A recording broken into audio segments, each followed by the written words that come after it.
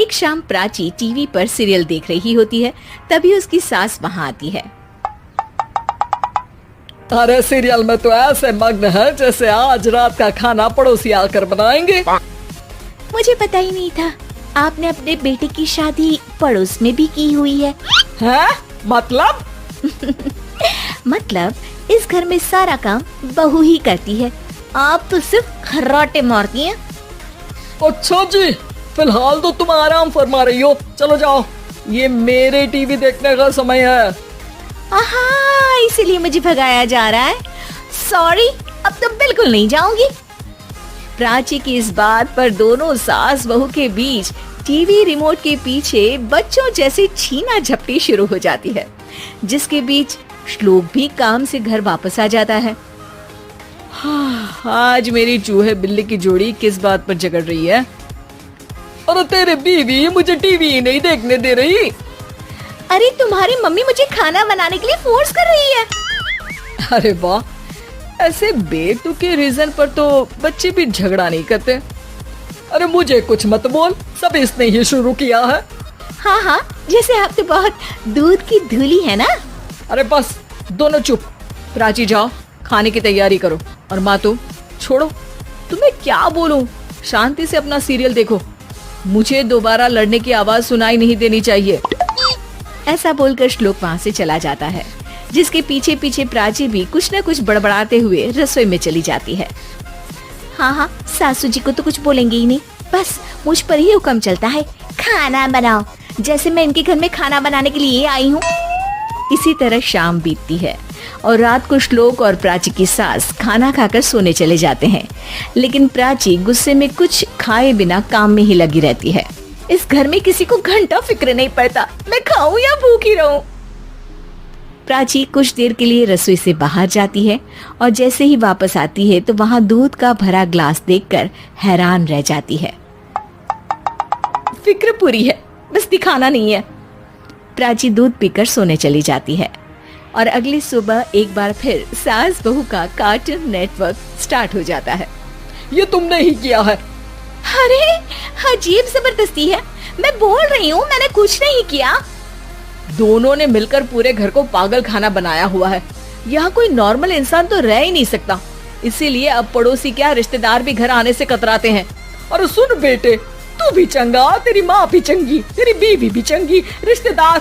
हाँ जी, आपको नहीं पता क्या, गंगाधर ही शक्तिमान है, रिश्तेदार ही। हाँ हाँ, बस समझ गया। कभी जानवरों जैसे लड़ेंगी तो कभी जुगलबंदी करेंगी। भाई मैं आप दोनों के बीच में नहीं फंसना चाहता। सास बहू की इस मनमौजी जोड़ी से परेशान होकर श्लोक अपना सिर खुजलाता वहाँ से चला जाता है। चलो अब मैं भी कीर्तन में जा रही हूँ। इस पर जैसे ही सास कमरे में अपना पर्स लेने जाती है तो वहाँ नाश्ते की प्लेट रखी देख मुस्कुराने लगती है और नाश्ता करके घर से बाहर निकलते हुए कुछ पैसे टेबल पर रख जाती है, जिसके कुछ देर बाद सिलेंडर वाला घर आता है। ओ मोरी मैया, मैं सिलेंडर के बारे में तो बिल्कुल भूल ही गई थी। घर खर्च के सारे पैसे भी मम्मी के पास है और श्लोक से बोला तो उल्टा 4 बात सुनाएंगे। प्राची ये सोच ही रही होती है कि अचानक उसका चेहरा चमक उठता है और वो घर में आकर इधर उधर देखने लगती है।